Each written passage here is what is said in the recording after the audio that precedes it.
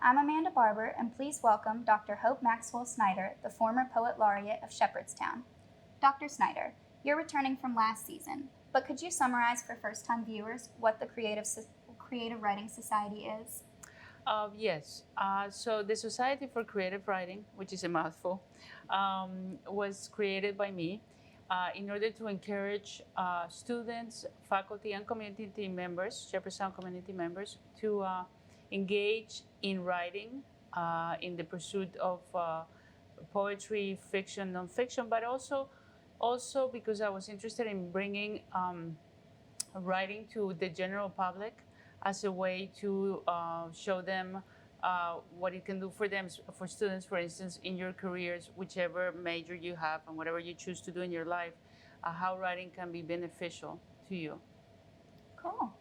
So who is being featured at the Dansky Dandruff Festival, and what genre of fiction do they mainly write in? I have many writers coming next week, but the three main writers that I am featuring are Sir Andrew Motion, former poet of the United Kingdom. He currently teaches at Johns Hopkins, and he has written poetry and prose. He's coming as a poet, so he'll be teaching a class, and he will also be reading poetry. I have Jennifer Groats, who is the director of the Bread of Writer conferences, and she's a poet and a translator, and she'll be reading poetry. She will also be participating in the translation panel I've organized. And I have Jane Brooks, who is a nonfiction writer, who will be reading from her latest book titled Silence. Sounds like you've got a great group of people. The schedule says there will also be a poetry class with Andrew Motion. What kinds of advice and prompts do you expect from the session, and will anything from the class be made available online preceding the festival for those who couldn't attend? Well, this master class is a small class, up to 12 students only, and it will not be videotaped. We don't have permission to do that, but we are on Instagram, the Society for Creative Writing, and we will be sending some prompts with his poems, ideas about what to look at, what to read, how to responses, seeking responses. And also he will read Saturday evening, and we will have a Q&A session after his reading. So sending the prompts, getting people interested in his work, as well as the work of the other writers, and then giving students the opportunity to go and hear these people read from their work, I think should help extend a class that is a small class for only 12 people. Definitely.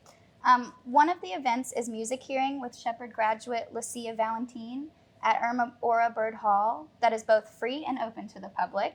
But what kind of music should we expect to hear? Well, first of all, let me emphasize that all events except for the Andrew Motion class are free and open to the public.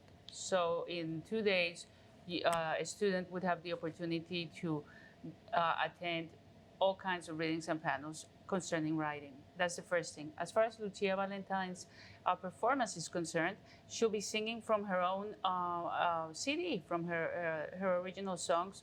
So I guess it would be called pop or music, but her soulful music is what I would call it. And also on Friday, we're having some Sam Janota, who lives in town. He's going to be playing the piano as well. So we have music on both days. All right. The event will conclude with a free-to-attend reading at the Four Seasons Books, but who will be reading and what will be read? We're going to feature Somondoko Press writers. I am the founder and director of Somondoko Press, which is a small publishing house that publishes poetry, fiction, and nonfiction. And so Roser Caminals, who was born in Barcelona, just came out with a memoir about being in the States when she moved to the States. So she'll be reading from that. William Heath will read his poetry. I have also, I may read a poem or two, and I have invited the Shepherd faculty to read if they would be interested in doing so. Cool. Thank you, Dr. Snyder. Do you have any final thoughts for our viewers? Well, my final thoughts is that I hope you will come and you will join us, and all the viewers will join us on September 11th and 12th, October 11th and 12th for the readings and the discussions. All right. The Dansky Dandruff Festival will begin on Friday, October 11th and continue through Sunday, October 13th. More information is on the Society of Creative Writing's website at shepherd.edu/Society for Creative Writing. Stay tuned and we'll be right back with the news. This was Amanda Barber with Dr. Hope Maxwell Snyder. Thank you. Hi, I'm Amanda Barber. And I'm Allison Stewart. And this is the RAM Report. On Tuesday, October 7th, there will be a faculty research forum led by Dr. Kyle Hoy named The Effectiveness of Taxes in Decreasing Candy Purchases at Robert C. Byrd Center from 9 a.m. to 2 p.m. On Wednesday, October 9th, U.S. Capitol Police Sergeant Jillian Jefferson will be featured in the Criminal Justice Lecture Series in the Jefferson Room 104 of Whitehall starting at 11 a.m. The program is free and open to the public.